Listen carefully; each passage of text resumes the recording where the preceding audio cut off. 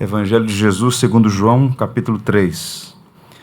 Deixa a sua Bíblia aberta, que dentro de alguns minutos nós leremos um verso.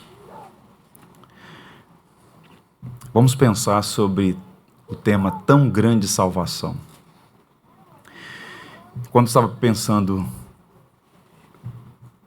na reflexão de hoje pela manhã, lembrei que há 9 anos, um pouco mais na verdade, 19 anos, em 2004, o Sudeste Asiático foi afetado pelas tsunamis que ceifaram milhares de pessoas. Muita gente perdeu a vida naquela ocasião, no finalzinho do ano de 2004. E houve uma mobilização internacional de suporte, porque de fato foram muitas perdas, várias nações impactadas ali, umas mais, outras menos. E o Brasil se dispôs a ajudar também naquela ocasião, e aqui mesmo, próximo, no Leblon, o Corpo de Bombeiros estava arrecadando alimentos para transportar via navio para o Sudeste Asiático. E na ocasião nós lideramos um projeto de levantar leite em pó, portanto não perecível, fácil de transportar, para dar a nossa contribuição, enquanto igreja, dar o nosso apoio àquelas vítimas, às famílias que estavam necessitadas. E havia ali pelo menos uns 7 países implicados, mas nós decidimos ajudar o Sri Lanka, por uma razão simbólica. No século XVIII, um português, por nome João Ferreira de Almeida, traduziu a Bíblia para o português naquela região, no antigo Ceilão, hoje Sri Lanka, que era um protetorado da antiga Companhia das Índias Orientais da Holanda. Então nós procuramos o consulado do Sri Lanka, que fica aqui no Rio de Janeiro, no bairro da Glória, e tivemos uma audiência com o cônsul, que nos recebeu muito gentilmente. Conversamos sobre vários assuntos, sobre, evidentemente, aquela tragédia, falamos de política, fé, e de repente eu me apresentei e ofereci para ele um exemplar da Bíblia. Disse para ele que João Ferreira de Almeida havia traduzido a Bíblia naquele contexto. Ele ficou surpreso, pegou a Bíblia nas mãos. Eu disse para ele, posso ler um verso? Ele pode. Eu disse, olha, a Bíblia é uma biblioteca. Daí o nome Bíblia. Ela tem 66 livros. São mais de 30 mil versículos. Mas há um verso que sintetiza, que resume a mensagem das Escrituras. Posso ler para o senhor? E ele disse, pode. Abri o texto em João 3,16 e li para ele. E ele ficou impressionado e prometeu que iria meditar naquelas palavras. Deixei o exemplar e saí. O que é que está escrito em João 3,16? Porque Deus amou o mundo de uma tal maneira que deu seu Filho unigênito para que todo aquele que nele crê não pereça, mas tenha a vida eterna. De todos os versículos da Bíblia, João 3,16 é o mais conhecido, memorizado, junto com outros, por exemplo, Salmo 23, verso 1. Mas o João 3,16 é interessante porque sintetiza de fato. Lutero chamou esse verso de o Evangelho em miniatura. Eu queria sua atenção para meditar sobre essa passagem das Escrituras. E por que esse tema tão grande de salvação? Porque João 3,16 vai falar essencialmente sobre a salvação, a redenção do povo de Deus. E o autor da carta aos Hebreus, quando ele se dirige aos cristãos judeus perseguidos, ele chega num determinado momento que ele diz assim, no capítulo 2, como escaparemos nós se negligenciarmos tão grande salvação? O propósito dele era encorajar aqueles irmãos que estavam sendo persuadidos, tentados a abandonar a fé por causa da perseguição. Ele então diz, olha, como vamos escapar se negligenciarmos tão grande salvação? Era um encorajamento para perseverar no caminho da obediência, mesmo diante da oposição. E eu acho interessante porque ele usou a expressão tão grande salvação. É um adjetivo muito oportuno. Ele não diz simplesmente grande salvação ou apenas salvação, ele fala tão grande salvação. A ideia no texto original é que é algo extraordinário por demais. Não há palavras para expressar a glória, a grandeza da salvação que Deus mesmo preparou em favor do seu povo. E essa passagem, João 3,16, que nós acabamos de recitar de memória, apresenta aqui algumas verdades. Eu gostaria da atenção de vocês para meditar sobre elas. Por que a salvação de Deus é grande? Por que tão grande salvação? Vejamos. Ela é grande por sua origem. O texto diz, começa assim: porque Deus amou. A salvação começa com Deus, a procedência está em Deus, porque Deus amou. Vejam, foi o Deus soberano que tomou a iniciativa de nos amar. Foi o Deus soberano que tomou a iniciativa de nos salvar para si. Tudo começa com Deus. Não é um plano humano, não é um engenho da mente humana. É algo do céu, algo de Deus.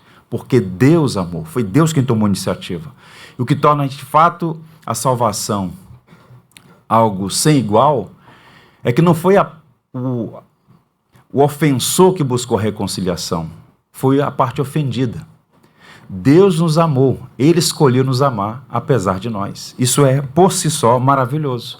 Razão pela qual, em várias partes das Escrituras, nós encontramos expressões como, por exemplo, o profeta Jonas: ao Senhor pertence a salvação. Pertence a Deus, a origem está em Deus, a procedência é dele. Não é algo fabricado pelo mundo, não se trata de um engenho do homem, não é uma ilusão humana. A salvação é grande porque procede de um Deus grande, que arquitetou um plano sublime, maravilhoso. Foi Ele quem tomou a iniciativa de nos salvar.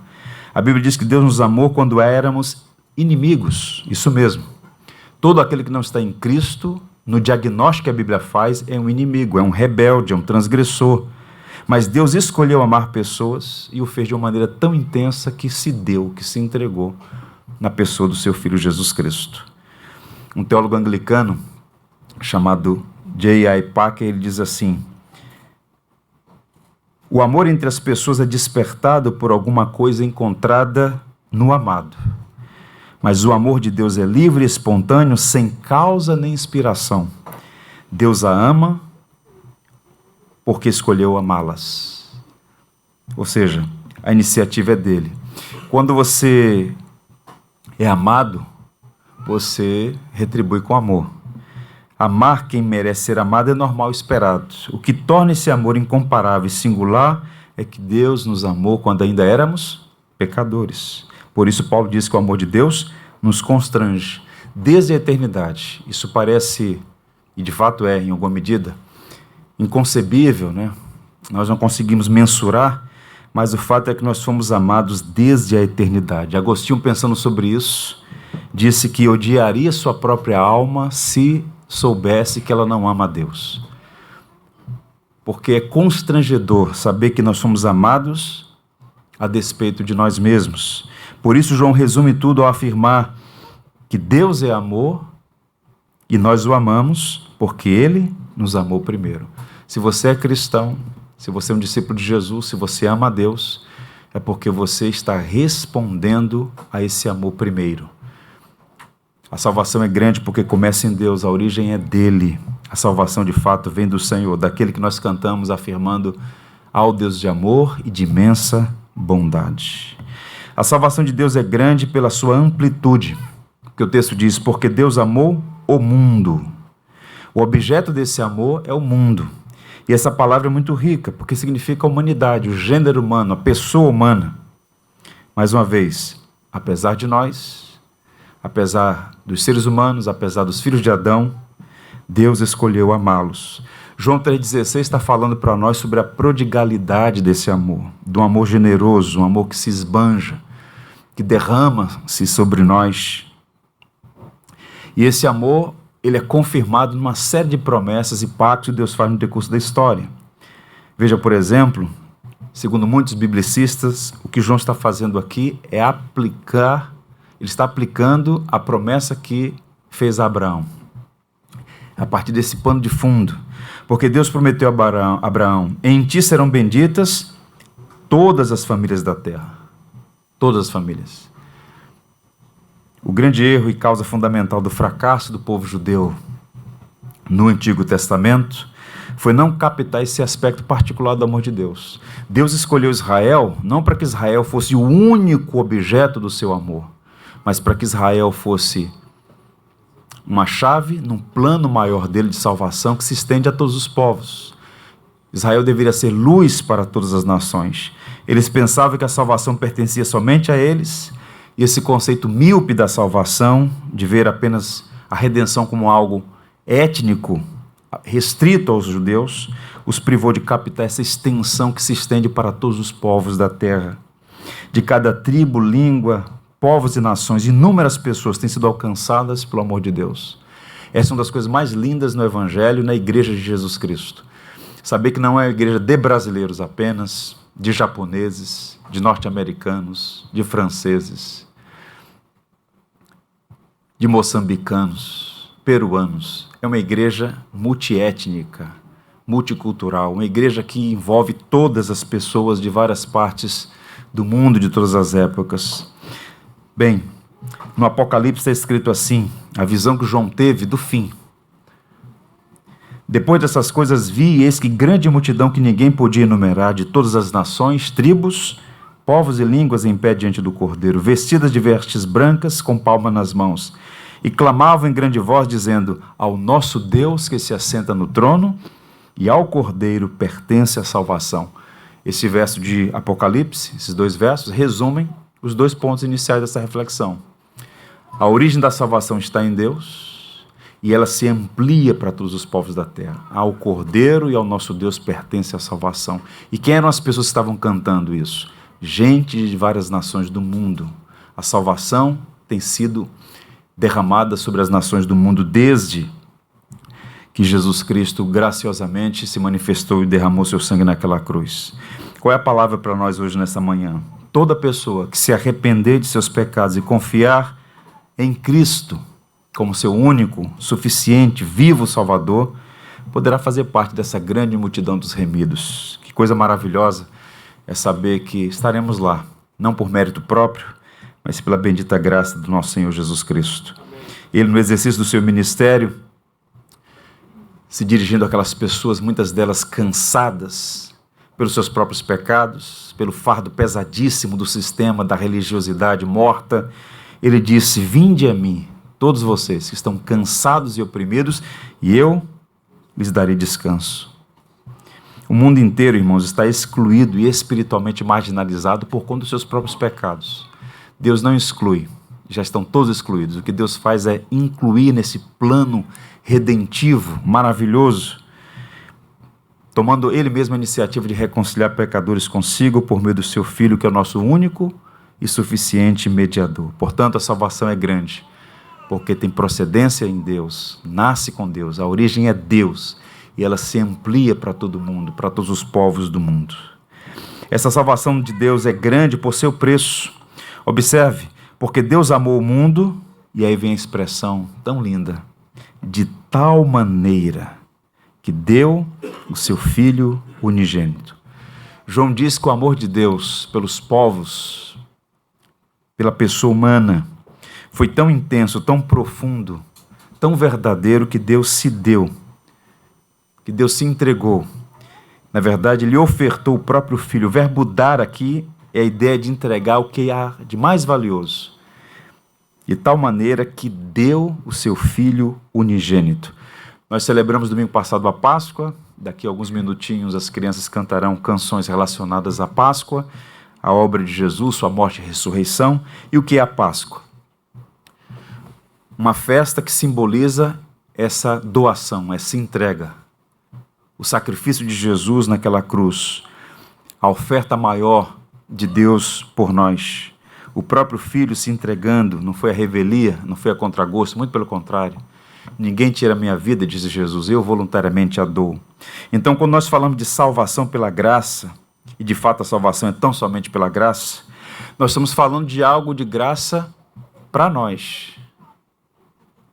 Não podemos pagar por isso, mas foi custosa, um alto preço para Deus. A salvação é grande porque Deus pagou um grande preço. Ele entregou seu próprio Filho. O reverendo John Stott diz assim: Jesus foi para a cruz não apenas porque os judeus o entregaram por inveja, ou porque Judas o traiu por dinheiro, nem mesmo porque Pilatos o condenou por covardia. Cristo foi para a cruz porque o Pai o entregou por amor. Por isso, o grande amor de Deus é revelado na cruz. As nossas canções apontam para isso, a nossa teologia é centrada nessas verdades, as Escrituras em todas as suas partes apontam nessa direção. Ainda há pouco nós lemos a primeira carta de Pedro, no capítulo 1, verso 18, pois vocês sabem que não foi por meio de coisas perecíveis como prata ou ouro que vocês foram redimidos de sua maneira vazia de viver, mas pelo precioso sangue de Cristo, como de um cordeiro sem mancha e sem defeito. Então, esse alto preço que Deus pagou também mostra para nós a grandeza dessa salvação. O sangue de Jesus pavimentou o caminho de volta para Deus.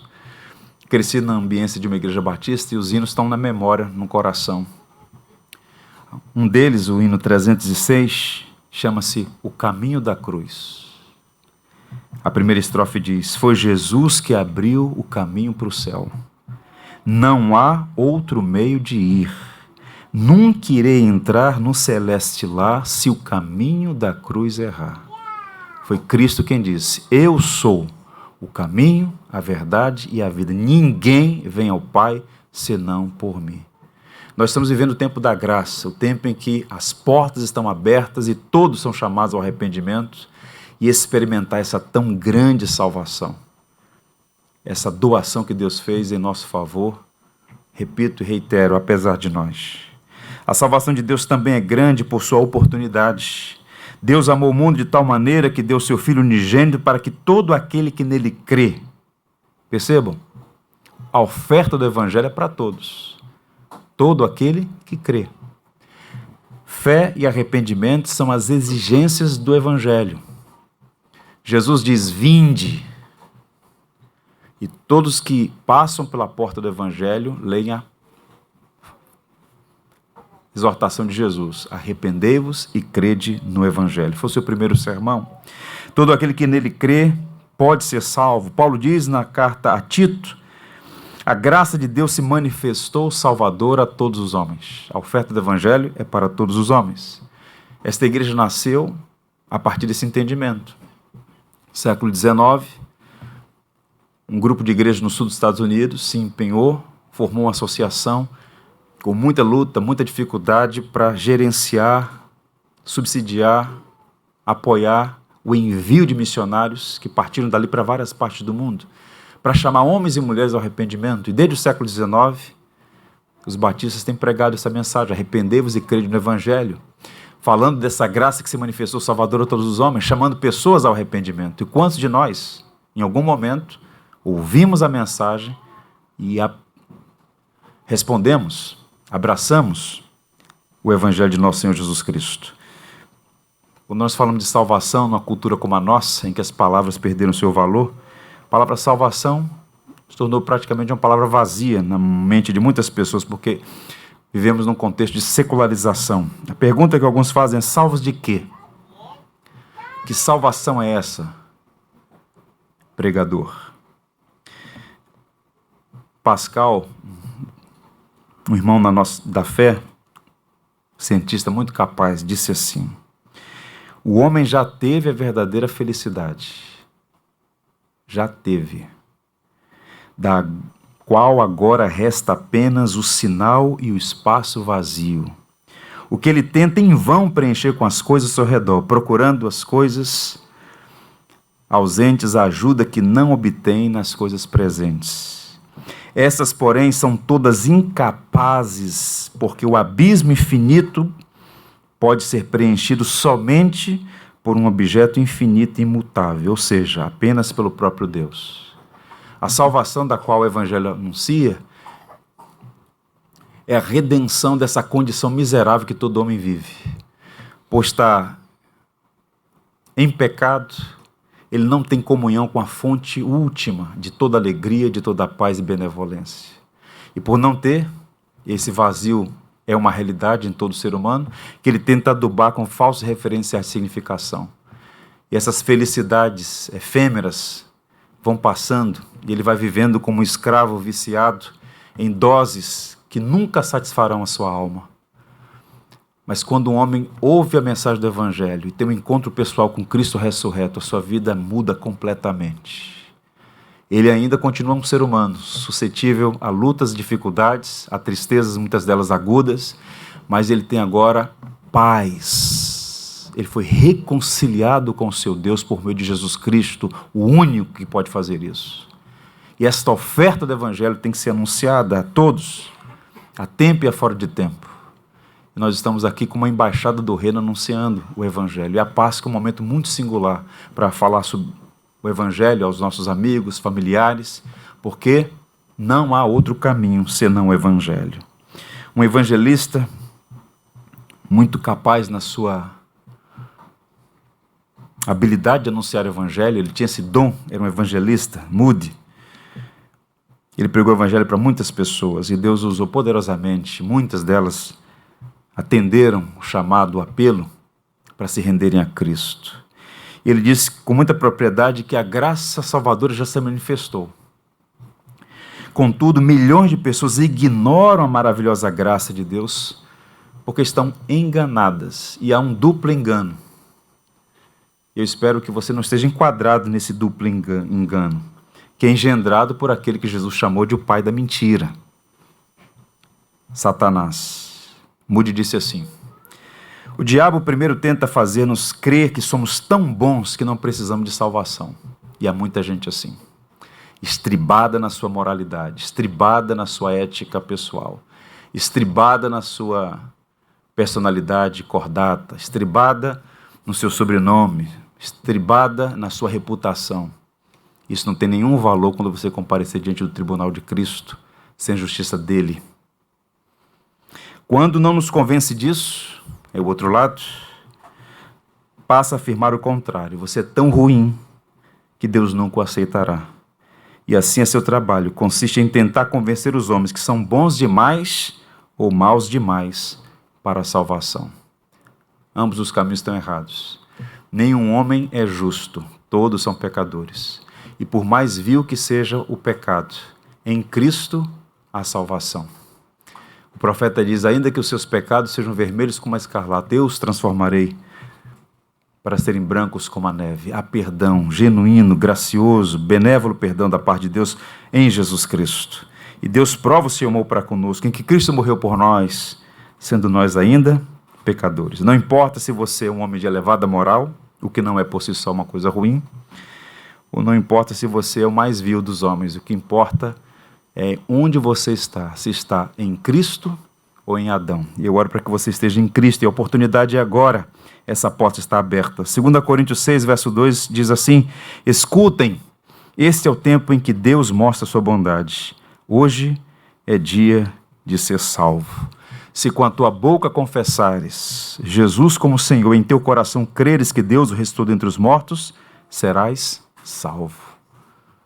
Com a boca se confessa e com o coração se crê. E a última parte: a salvação de Deus é grande pela sua bênção. Porque a parte final do versículo mostra os dois caminhos, os dois destinos. Porque Deus amou o mundo de tal maneira que deu seu Filho unigênito para que todo aquele que nele crê não pereça, mas tenha a vida eterna. O propósito primário é livramento mesmo. Não perecer, que significa não se perder eternamente. É um engano achar que a vida é tão somente esse lado da existência. Haverá um dia, uma hora e um momento em que você passará pelos portais da eternidade. Será um tempo de banimento eterno ou de bem-aventurança eterna. O contexto indica que esse não perecer está falando sobre a condenação. De fato, Deus, como juiz dos vivos e mortos, fará um veredito, uma declaração de culpa ou de justificação. Cristo não veio condenar porque os homens todos já estão condenados, ele veio salvar. Por isso ele diz que todo aquele que nele crê não pereça, mas tenha a vida eterna. Muitas pessoas ignoram, não acreditam, algumas zombam, mas o juízo vai acontecer. Deus é santo e ele não toma o culpado por inocente. E haverá um dia, uma hora e um momento em que todos os homens comparecerão diante do seu Criador. Quando o apóstolo Paulo esteve em Atenas, à época, a capital da filosofia, Ele pregou para aqueles homens ilustres, filósofos epicureus e estoicos. Ora, não levou Deus em conta os tempos da ignorância. Agora, porém, notifica aos homens que todos, em toda parte, se arrependam, porquanto restabeleceu um dia em que há de julgar o mundo com justiça, por meio de um varão que destinou e acreditou diante de todos, ressuscitando dentre os mortos. O Cristo que nós celebramos na Páscoa, crucificado e ressurreto, foi por Deus estabelecido para ser o juiz, e ele julgará. Ao pensar em seus compatriotas judeus incrédulos, Paulo disse assim: tenho grande tristeza e incessante dor no coração, porque Paulo, com esse entendimento, ele via a quantidade de pessoas na ignorância, mortas em seus pecados, buscando nos labirintos da religião, das suas próprias obras, um caminho de volta para Deus. Paulo sabia, por experiência própria, que aquilo tudo era tolice. Ele dizia: que dor no meu coração ver quantos patriotas, judeus, amigos meus, perdidos. E olho para o nosso país, quantos brasileiros, né? Muitos deles até familiarizados com os símbolos da fé, às vezes ancorados em alguma tradição religiosa, mas que ainda não tiveram um genuíno encontro com o Senhor Jesus. Um escritor do século XIV, Dante, ele escreveu uma obra-prima da literatura renascentista, a Divina Comédia. Ele apresenta nessa obra com muita originalidade essas particularidades do pecado e como haverá punição. Mas uma coisa impressionante nessa obra é que Dante, com muita perspicácia, coloca nas portas do inferno uma expressão horrorosa, que traz uma advertência muito grave, muito séria. A expressão que ele cunha é: lança fora toda esperança. Não há esperança depois da morte. Depois da morte segue-se o juízo. Por isso, toda pessoa que ouve o evangelho, ela está mais próxima do céu ou do inferno. E é sempre temerário ouvir o evangelho e manter-se neutro, porque não há neutralidade. Ou você ama Cristo ou o aborrece. Por isso, na manhã de hoje, esta igreja, com o propósito de ser fiel à sua vocação, está anunciando que só há um caminho de volta para Deus, que é Jesus Cristo. E Deus não tem prazer na morte do ímpio. Deus não é mau, Deus não é perverso, Deus é bom em sua natureza. O profeta diz: acaso tenho eu prazer na morte do perverso? Diz o Senhor. Não desejo eu antes que ele se converta de seus maus caminhos e viva? Deus não o criou para a morte, Deus o criou para a vida. E Jesus Cristo veio com esse objetivo, nos dar vida, e não apenas vida, vida abundante, vida eterna. É assim que João termina: para que não pereça, mas, adversativa, tenha a vida eterna. E vida eterna envolve não apenas quantidade, porque é uma outra categoria que a gente não experimentou ainda, nós vivemos limitados pelo tempo, mas é uma vida que não tem fim, eterna. Mas não apenas questão de quantidade, se podemos estabelecer assim, mas de qualidade. É uma vida de bem-aventurança eterna.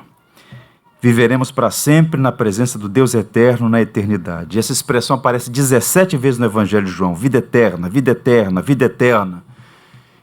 E já no início ele diz assim: a vida eterna é esta, que te conheçam a ti, como Deus único e verdadeiro, e a Jesus Cristo, a quem enviaste. Os crentes em Jesus já desfrutam da vida eterna. A alegria de estar em comunhão com o Senhor, a alegria de ser membro do corpo do Senhor, Salvador Jesus, a esperança da ressurreição e todas as promessas fiéis e fidedignas de Cristo a nós. Pois a nossa pátria está nos céus, de onde aguardamos o Salvador, Jesus Cristo, o Salvador. Nossa pátria está no céu. Somos peregrinos caminhando para Sião. Portanto, irmãos, a grande salvação de Deus é uma bênção, e bem-aventurado é o homem que conhece e reconhece a Jesus como seu Senhor e Salvador. A salvação é grande em vários aspectos. Grande em sua origem, o amor de Deus. Grande em sua plenitude, porque alcança todo mundo. Grande em seu preço, porque foi o sangue de Jesus que nos trouxe de volta. Grande em sua oportunidade, porque é para todo aquele que crê. E é grande em sua bênção, porque traz livramento e concede a maior de todas as bênçãos, a vida eterna. Portanto, ao nosso Deus que se assenta no trono e ao Cordeiro pertence a salvação. O louvor e a glória e a sabedoria e as ações de graças e a honra e o poder e a força sejam do nosso Deus. Amém. Pelos séculos dos séculos. Amém. Amém. Que assim seja. Vamos orar. Ó Deus bendito, a Ti e ao Cordeiro Jesus Cristo pertence a salvação. Te louvamos, Senhor, por essa palavra. Te louvamos por esse texto tão especial. João 3,16 é para nós uma carta do Teu amor. Uma mensagem maravilhosa que reforça o que nós já sabemos. Que o Senhor nos ama apesar de nós e provou o Seu amor ao enviar Jesus para morrer em nosso lugar, a fim de que não perecêssemos, mas tivéssemos vida plena e abundante aqui na eternidade. Te louvamos por cada um dos que aqui estão, que já foram alvos dessa graça salvadora. E oramos para que o Senhor, da mesma maneira como transformou nosso coração, também transforme o coração daqueles que ainda não tiveram essa experiência singular e pessoal. Oramos para que o Teu Espírito complete a boa obra. Abençoa as nossas crianças, que elas cantem o Evangelho e que elas sejam preservadas nesse Evangelho que irão cantar. Guarda a vida delas, Senhor, e recebe a nossa gratidão por esse momento tão especial em que mais uma vez celebramos a ressurreição do Salvador. Em nome dele que oramos. Amém. Tudo que tens feito, por tudo que vais fazer, por tuas promessas e tudo que és, eu quero te agradecer com todo o meu ser. Te agradeço, meu Senhor. Te agradeço, meu Senhor. Te agradeço por me libertar e salvar, por ter morrido em meu lugar. Te agradeço, Jesus, te agradeço. Eu te agradeço, te agradeço por tudo que tens feito, por tudo que vais fazer, por tuas promessas e tudo que és. Eu quero te agradecer com todo o meu ser. E aí? Te agradeço, meu Senhor. Te agradeço, meu Senhor. Te agradeço por me libertar e salvar,